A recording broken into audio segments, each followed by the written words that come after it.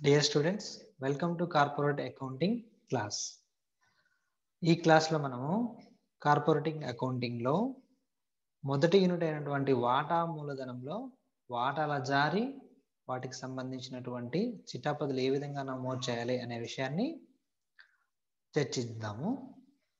So టాపిక్లోకి వెళ్ళబోయే ముందు ఒకసారి మొదటి యూనిట్ తాలూకు సిలబస్ ఒకసారి చూద్దాము.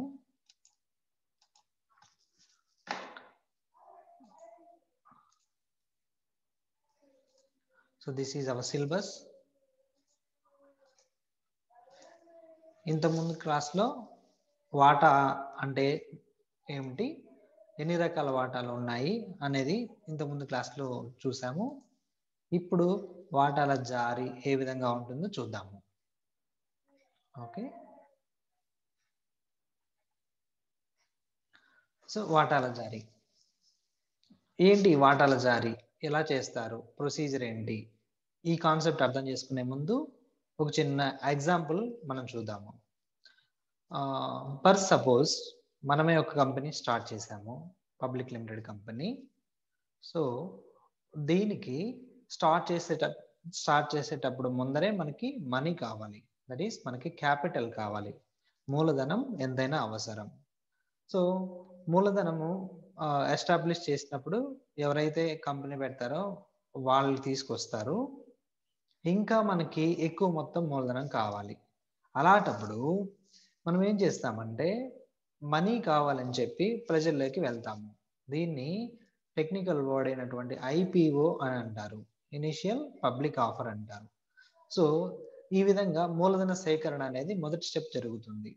ఈ క్రమంలో ఏం జరుగుతుంది అంటే ఐపీఓలో మన కంపెనీ తాలూకు ఇన్ఫర్మేషన్ మొత్తం కూడా డిస్క్రిప్టివ్గా పరిచయ పత్రం లేదా ప్రాస్పెక్టస్లో కూలంకుషంగా వివరంగా రాసి ఇన్వెస్టర్స్కి ఇవ్వడం జరుగుతుంది.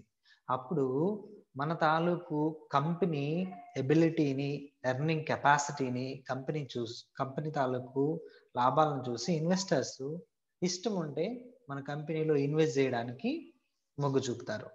ఈ విధంగా వాళ్ళ ద్వారా మనీ వస్తుంది, దానికి ప్రతిఫలంగా మనము షేర్స్ ఇస్తాం వాళ్ళకి. ఇవి వాటాల ద్వారా మూలధనాన్ని సేకరించేటటువంటి విధానము. సో ఈ ప్రొసీజర్లో ఏంటి స్టెప్స్ ఉంటాయి, ఎలాంటి స్టెప్స్ ఉంటాయి అంటే వాటాలని ముఖ్యంగా 3 రకాలుగా జారీ చేస్తారు. వాటాల జారీ విధానము ముఖ్యంగా 3 రకాలుగా జరుగుతుంది. అందులో మొదటిది సమమూల్యానికి, రెండవది ప్రీమియంకి, మూడవది డిస్కౌంట్కి. ఏంటి ఈ సమమూల్యము, ప్రీమియము, డిస్కౌంట్ అంటే ఫర్ ఎగ్జాంపుల్ 3 సినారియోలు చూద్దాము ఒక్కోసారి. ఓకేనా, మొదటిది వాటా సమమూల్యము అంటే ఫర్ ఎగ్జాంపుల్ మన కంపెనీ వాటాయే 10 రూపీస్ ఉందనుకుందాము, ఒక్కొక్క వాటా 10 రూపీస్. ఈ 10 రూపీస్ వాటాని 10 రూపాయలకే జారీ చేస్తున్నాం. అంటే మన బుక్ ప్రైస్ 10 రూపాయలు, దాన్ని 10 రూపాయలకే జారీ చేస్తే సమమూల్యం అంటాం. ఎందుకని 10 రూపాయలది 10 రూపాయలకే జారీ చేస్తుంది కాబట్టి సమానంగా ఉంది కాబట్టి సమమూల్యం అన్నారు. దాన్నే ముఖ విలువ అంటారు, ఫేస్ వాల్యూ అని అంటారు అనమాట. ఇప్పుడు సెకండ్ సినారియో ఏంటంటే 10 రూపాయలు ఉన్న షేర్ని మనము 15 రూపాయలకి అమ్ముతున్నాము. అంటే 10 రూపాయలు ఉన్న షేర్ని 15 రూపాయలకి అమ్ముతున్నాము, అంటే ఎక్కువగా అమ్ముతున్నాము. సో ప్రీమియంకి జారీ చేస్తున్నాం కాబట్టి దాన్ని ప్రీమియంకు జారీ అని అన్నారనమాట. నెక్స్ట్ మూడవ సినారియో 10 రూపాయలు ఉన్న షేర్ని 8 రూపీస్కే అమ్మేస్తున్నాము, అంటే మనకి 2 రూపాయలు నష్టం అనమాట. అంటే డిస్కౌంట్ చేసి అమ్మేస్తున్నాం, దాన్ని డిస్కౌంట్కు జారీ అని అనడం జరిగింది అనమాట. సో వాటాల జారీని ముఖ్యంగా ఎన్ని రకాలుగా జారీ చేస్తారండి, 3 రకాలుగా జారీ చేస్తారు. ఒకటి ముఖ విలువ లేదా face value, second one premium, third one డిస్కౌంట్కి జారీ చేయడము అంటారు. సో వాటాల జారీ ఈ విధంగా చేస్తారని తెలుసుకున్నాము. ఈ వాటాల జారీ చేసేటప్పుడు కొన్ని వర్డ్స్ ఇంపార్టెంట్, మనకి ఎలా ఏంటి ఉపయోగిస్తారు అనేవి చూద్దాం ఒక్కసారి. సో వాటాల జారీ విధానం, అందులో ఉపయోగించే పదజాలం. ఇంతకుముందు మనం చెప్పుకున్నటువంటి ప్రొసీజర్ ఏదైతే ఉందో అంటే వాటా మూలధనాన్ని సేకరణ కోసము మనము మన వాటాలని ప్రజల్లోకి అమ్ముతాము, తద్వారా మనీ తీసుకొస్తారు అనే ప్రొసీజర్లో ఒక్కొక్క స్టెప్ చూద్దాము. ఈ వాటాలని ఫర్ ఎగ్జాంపుల్ మన దగ్గరే ఒక్కొక్క వాటా విలువ 10 రూపాయలు ఉంది అనుకున్నాం ఇంతకుముందు ఎగ్జాంపుల్లో. అదే కంటిన్యూ చేద్దాం మనము. అలాంటివి మనకి 10,000 షేర్లు ఉన్నాయి. అంటే 1,00,000 రూపీస్. 1,00,000 రూపీస్ మనము మనీ అక్యుములేట్ చేయాలి ప్రజల దగ్గర నుండి.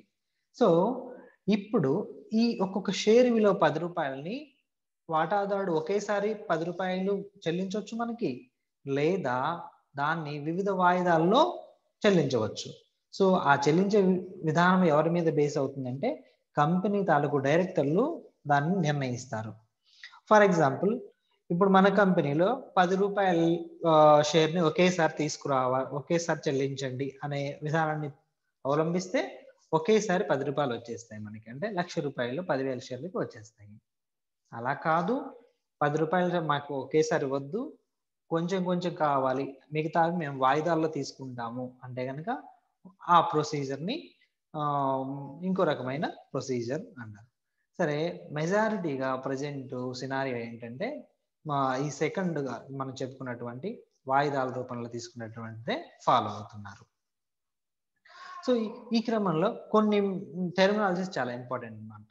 అవేంటంటే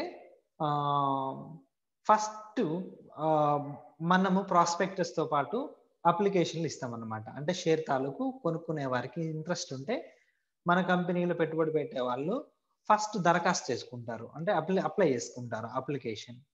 ఈ అప్లికేషన్తో పాటే షేర్ విలువలోనే కలిసిపోతుంది అప్లికేషన్ విలువ.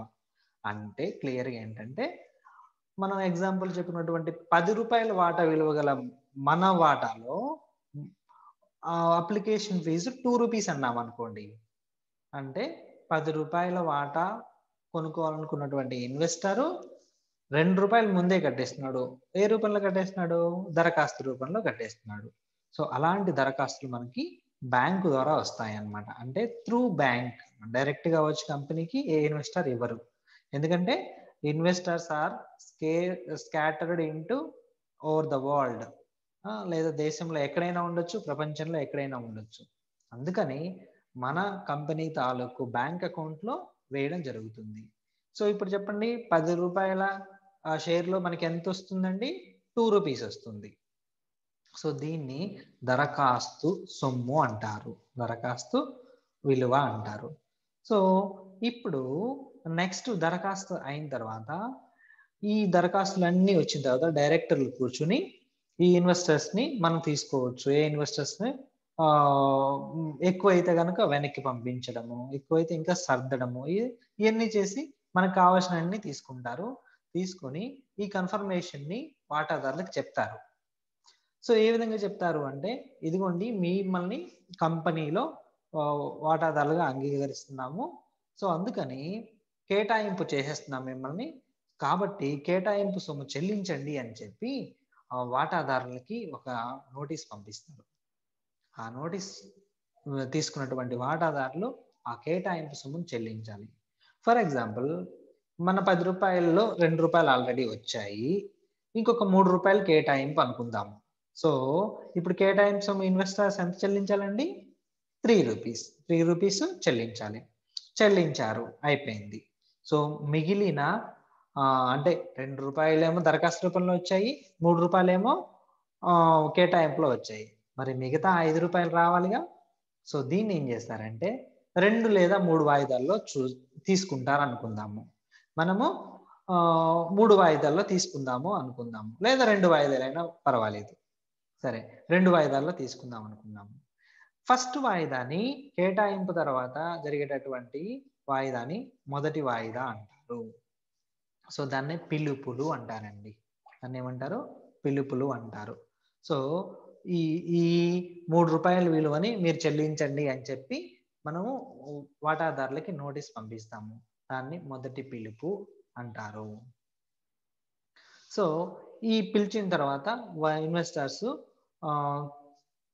ఆ మనీ పే చేస్తారు. అంటే 8 రూపాయలు మన దగ్గరికి వచ్చేసాయి. ఇప్పుడు మొదటి పిలుపు వాయిదా 3 రూపాయలతో కలుపుకొని మొత్తం 8 రూపాయలు ఉన్నాయి. మరి మిగతా ఈ ₹2 ఏంటి అంటే ఇంకొక పిలుపు పిలవాలి, ఇన్వెస్టర్స్ని చెల్లించమని పిలవాలి. దీన్నే రెండవ మరియు తుది పిలుపు అని అంటారు. సో ఇప్పుడు ₹10 విలువ కలిగినటువంటి షేరు మనకి అంతా వచ్చేసింది.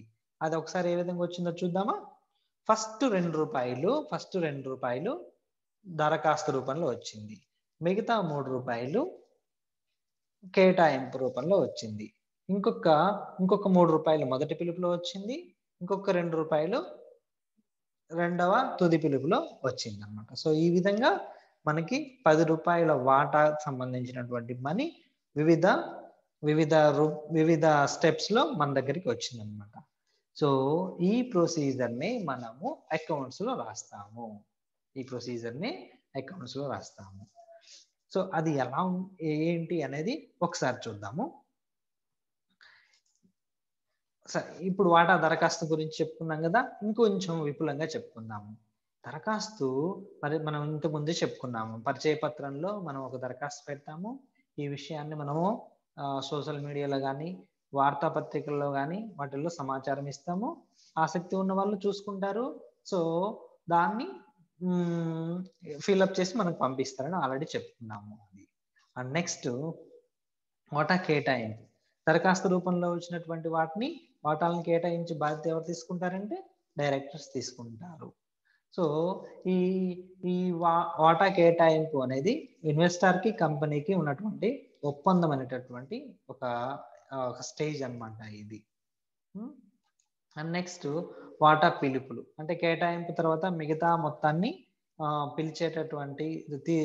మొత్తాన్ని తీసుకోవడానికి కంపెనీ అవలంబించేటటువంటి స్టెప్స్ ని వాటా పిలుపులు అంటారు. పిలుపులు ఎన్నైనా ఉండవచ్చు, దానికి ఎన్ని ఉండాలి అనేది డైరెక్టర్స్ మాత్రం నిర్ణయించగలుగుతారు. సాధారణంగా 2-3 ఉంటాయి. సో నెక్స్ట్ ఇప్పుడు ఈ టెర్మినాలజీస్ ఉపయోగించి అకౌంట్స్ లో ఏ విధంగా దానికి సంబంధించినటువంటి సమాచారాన్ని నమోదు చేయాలి. ఇక్కడ మనకి నమూనా పద్ధతులు ఉన్నాయి. చాలా సింపుల్ గా ఉంటాయి నమూనా పద్ధతులు. సేమ్ మనం ఏది ఇచ్చినా కానీ చేయగలుగుతాము. ఇంతకుముందు మనం చెప్పినటువంటి ₹10 ఎగ్జాంపుల్ ని చాలా జాగ్రత్తగా గమనిస్తే చాలా ఈజీగా అర్థమైపోతాయి. చూడండి, మామూలుగానే చిట్టాబద్దులకి ఏ విధమైనటువంటి ప్రొఫార్మా ఉంటుందో సేమ్, ఎందుకంటే ఇవి కూడా చిట్టాబద్దులే కాబట్టి. సో మొట్టమొదటిగా కంపెనీ వాటా మూలధనాన్ని సేకరించేటప్పుడు మొట్టమొదటిగా మనీ ఎలా వస్తుంది అంటే కనుక దరఖాస్తు రూపంలో వస్తుంది. సో దరఖాస్తు రూపంలో వస్తుంది అన్నప్పుడు ఎక్కడి నుంచి వస్తుంది? ఇంతకు ముందు చెప్పాం మనము, ఏంటి, దరఖాస్తులు ఇన్వెస్టర్స్ మన మీద, కంపెనీ మీద మంచి ఒపీనియన్ ఉంటే కనుక అందులో ఉన్నటువంటి ఫామ్స్ ఫిల్అప్ చేసి షెడ్యూల్డ్ బ్యాంకులో మనీ వేస్తారు అని చెప్పుకున్నాము. సో ఇప్పుడు మనీ మనకి బ్యాంక్ నుంచి వస్తుంది కాబట్టి వాటా మూలధనానికి సంబంధించినటువంటి ట్రాన్సాక్షన్ బ్యాంకు ద్వారా వస్తుంది కాబట్టి బ్యాంకు ఖాతా అనేది మనము ఫ్రీక్వెంట్ గా యూజ్ చేస్తాము. సో దరఖాస్తు వచ్చినప్పుడు మనకు మనీ వచ్చినప్పుడు బ్యాంకు ఖాతా డెటార్ టు వాటా దరఖాస్తు ఖాతా. వాటా దరఖాస్తు ఖాతా అనేది వ్యక్తిగత ఖాతా కాబట్టి వాళ్ళు ప్రయోజనాన్ని లాస్ అవుతున్నారు. బ్యాంకు ఖాతా అంటే వాస్తవిక ఖాతా కాబట్టి మనకి మనీ వస్తున్నాయి. వచ్చే మనీని డెబిట్ చేసాము. వ్యక్తిగత ఖాతా ప్రకారం వాళ్ళు లాస్ అవుతున్నారు కాబట్టి క్రెడిట్ చేసాము. సో మన ఎగ్జాంపుల్ ని ఫాలో అవుదాము. ₹10 ఎగ్జాంపుల్ షేర్ విలువ ఇప్పుడు ఒక్కొక్క షేర్ కి ₹2 వచ్చాయని చెప్పుకున్నాము. సో అమౌంట్ డెబిట్ లో ₹2, క్రెడిట్ లో ₹2 అనుకుందాం.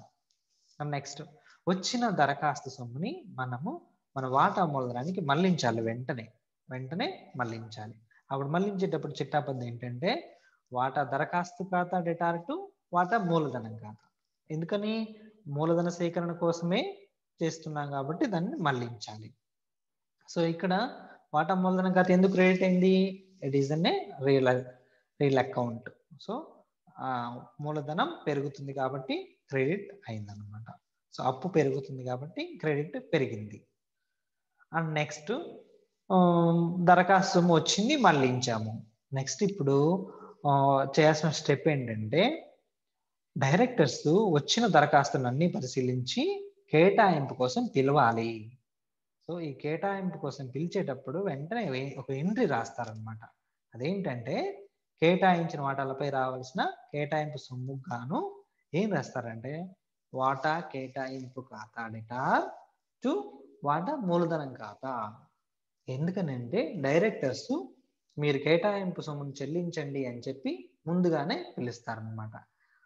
ఎందుకని ముందుగానే ఇలా ఉంటుంది అంటే కనుక ఆల్రెడీ దరఖాస్తులు ఎన్ని తీసుకోవాలో వీళ్ళకి తెలుసు అనమాట, ఎంత రావాలని అనుకుంటారు. సో అంత మొత్తం రావాలి అని ఇక్కడ ముందుగా చెప్తారనమాట. ఇప్పుడు చెప్పిన మేరకు వాటా కేటాయింపు వస్తాయండి, మనీ వచ్చినప్పుడు అప్పుడు ఎంట్రీ ఏం రాస్తాము, కేటాయింపు కోసం మనకి మనీ వస్తుంది. మనీ ఎలా వస్తుంది? త్రూ బ్యాంకు ద్వారా వస్తుంది.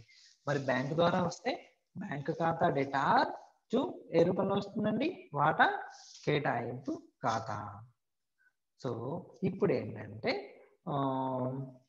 వాటా కేటాయింపు ఖాతా మనీ కూడా వచ్చేసాయి. నెక్స్ట్ స్టెప్ ఏంటి, కేటాయింపు ఖాతాకి మనం ఎంత చెప్పుకున్నాము, 3 రూపీస్ చెప్పుకున్నాం మన ఎగ్జాంపుల్లో. అంటే దరఖాస్తుకి 2 రూపాయలు వచ్చాయి, కేటాయింపుకి 3 రూపాయలు వచ్చాయి, టోటల్గా 5 రూపీస్ వచ్చాయి.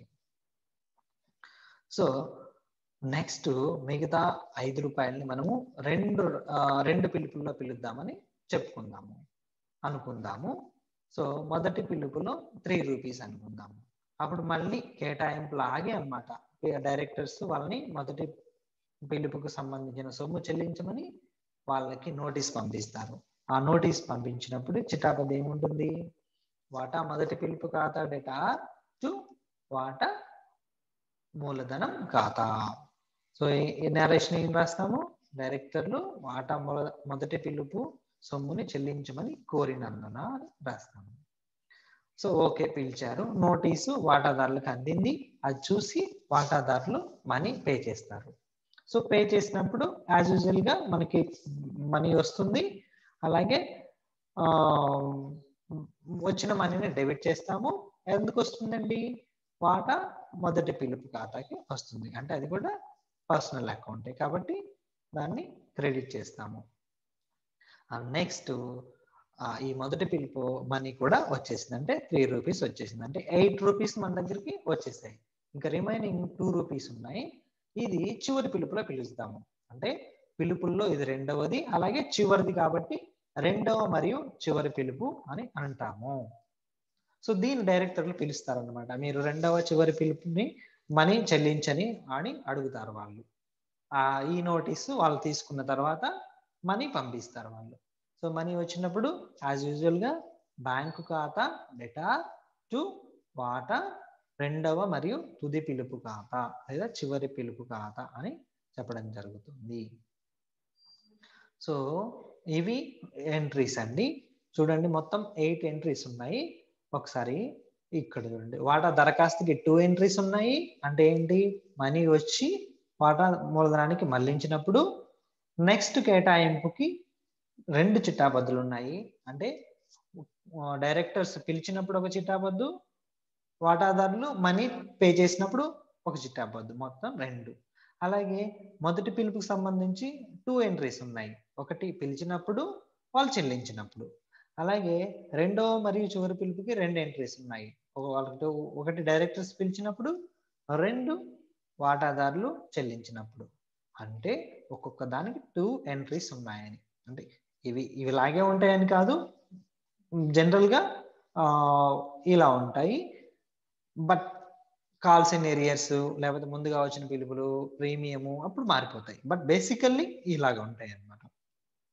ఫర్ ఎగ్జాంపుల్ ఇంకొక పిలుపు పెరిగింది, రెండు పిలుపులు కాస్త 3వ పిలుపు వరకు మనీ ఉన్నాయి, అప్పుడు 3వ పిలుపుకి కూడా సేమ్ ఎంట్రీ రాయాల్సి ఉంటుంది.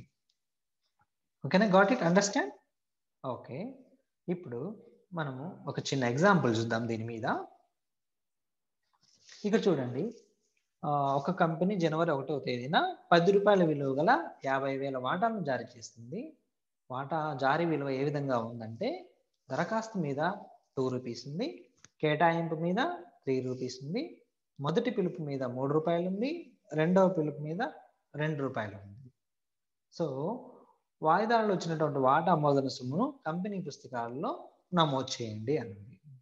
సో ఇంతకు ముందు మనం ఇదే ఎగ్జాంపుల్ చెప్పుకున్నాము. ఇదే ఎగ్జాంపుల్ కోఇన్సిడెంట్ గా చెప్పుకున్నాము. ఇప్పుడు ఆ ఎంట్రీస్ ఏ విధంగా ఉన్నాయో చూద్దాం ఒకసారి. ఓకేనా?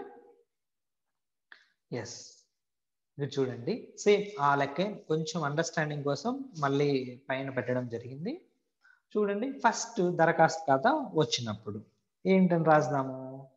బ్యాంకు ఖాతా రిటర్న్ వాటా దరఖాస్తు ఖాతా. ఎందుకు బ్యాంక్ ఖాతా డెబిట్ అయిందంటే మనీ వస్తుంది. వాటా దరఖాస్తు ఎందుకు క్రెడిట్ అయిందంటే అది వ్యక్తిగత ఖాతా, వాళ్ళు ప్రయోజనాన్ని లాస్ అవుతున్నారు కాబట్టి. సో 50,000 వాటాలు అనుకున్నాము. ఇక్కడ పైన చూపించినట్టుగా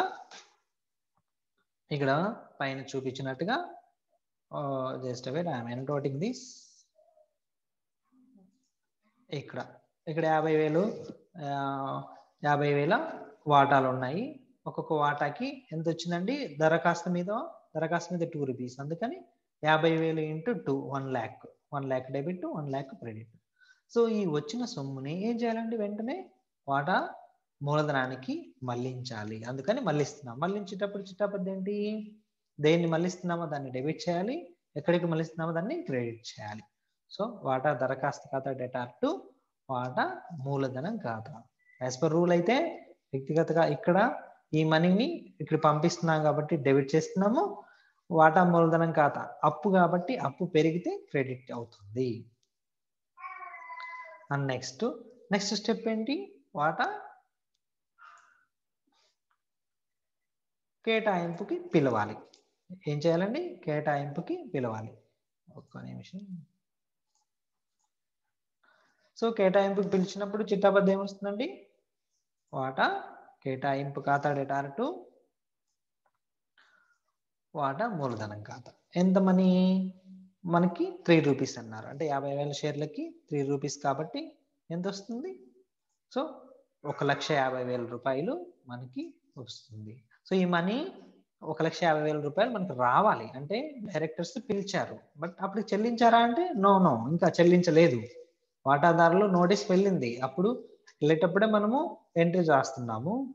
సో ఇప్పుడు వసూలైన మనీ వచ్చాయనుకోండి, అప్పుడు బ్యాంకు ఖాతా డెటార్ టు వాటా కేటాయింపు 1,50,000, 1,50,000. మరి మీకు డౌట్ రావాలి కదా, ఎందుకని పిలిచినప్పుడే రావాలి? ఒకవేళ డైరెక్ట్గా వస్తే సరిపోతుంది కదా, రాస్తే సరిపోతుంది కదా అంటే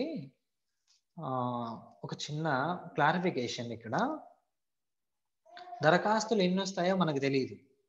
ఎందుకంటే మన కంపెనీ మీద ఆసక్తి ఎక్కువ మందిగా ఉంటే కనుక ఎక్కువ దరఖాస్తులు వస్తాయి, ఇంకా లేదు తక్కువగా ఉందనుకుంటే తక్కువ దరఖాస్తులు వస్తాయి. సో దరఖాస్తులు ఎన్నైనా రావచ్చు, బట్ కేటాయింపు మాత్రం ఎంత మేరకు తీసుకోవాలో అంత మేరకే తీసుకోవాలి. కేటాయింపు సొమ్ము ఇంత రావాలి అని అనుకున్నప్పుడు ఎంత వచ్చినా మనకు తెలుస్తుంది అనమాట. ఫర్ ఎగ్జాంపుల్ 1,50,000 మనము కేటాయింపు సొమ్ము రావాలి అనుకున్నాము, కానీ 1,20,000 వచ్చాయనుకోండి, మిగతా 30,000 ఏమైనట్టు అంటే దరఖాస్తు సొమ్ము వచ్చి కేటాయింపు రానట్లుగా. అప్పుడు దాన్ని పిలుపుల బకాయిలు రాసుకోవడానికి వీలుగా ఉంటుంది కాబట్టి ముందుగా ఈ విధంగా రాస్తారనమాట. Got it? అర్థమైందా? అండ్ నెక్స్ట్ 1,50,000 అయిపోయింది. ఇప్పుడు కేటాయింపు సొమ్ము కూడా వచ్చింది మనకి. నెక్స్ట్ స్టెప్ ఏంటంటే మొదటి పిలుపు సొమ్ము రావాలి. సో మొదటి పిలుపు సొమ్ము రావాలి అని మనమే వాటాదారులకి ఇన్ఫార్మ్ చేస్తాము. ఇన్ఫార్మ్ చేసినప్పుడు మనం చిట్టాబద్ద రాసుకుంటాము. అదేంటంటే వాటా మొదటి పిలుపు ఖాతా డెటార్ టు వాటా మూలధనం ఖాతా. యాజ్ యూజువల్ గా 3 రూపీస్ ఇది కూడా, అందుకని 1,50,000, 1,50,000. ఇప్పుడు మొత్తం మనీ వచ్చింది కాబట్టి ఏం రాస్తామండి? మనీ బ్యాంకు ఖాతా డెటార్ టు వాటా మొదటి పిలుపు ఖాతా 1,50,000, 1,50,000. నెక్స్ట్ రెండవది చివరిది, అంటే మొత్తం వచ్చేసాయి 8 రూపాయలు వచ్చేసాయి ఇప్పుడు ఒక వాటాకి. ఇంకా రావాల్సింది చివరి పిలుపు మాత్రమే ఉన్నదన్నమాట. సో రెండవ చివరి పిలిచినప్పుడు చిట్టాబద్దు సేమ్ యాజ్ యూజువల్ గానే, అలాగే మనీ వచ్చినప్పుడు కూడా రాస్తారు. 2 రూపీస్ లెక్కన 1 lakh rupees, 1 lakh rupees. So ఇది చిట్టాపద్దుల్ని నమోదు చేసేటటువంటి పద్ధతి. సో ఈ రోజు క్లాస్లో మనము ఏం నేర్చుకున్నాము అంటే వాటా మూలధనంలో వాటాల జారీకి సంబంధించి ప్రొసీజర్ ఏంటి, అలాగే ఇందులో ఉన్నటువంటి ఉపయోగించినటువంటి టెర్మినాలజీ నేర్చుకున్నాము. వాటాలు జారీ విధానం నేర్చుకున్నాము, ఇందులో ఉపయోగించినటువంటి టెర్మినాలజీ నేర్చుకున్నాము, అలాగే కొన్ని నమూనా పద్ధతులు కూడా నేర్చుకున్నాము. దానికి సంబంధించినటువంటి ఒక ఎగ్జాంపుల్ చూసాము. సో నెక్స్ట్ క్లాస్లో ఇంకొక లెక్క చూద్దాము. ఓకేనా? రైట్.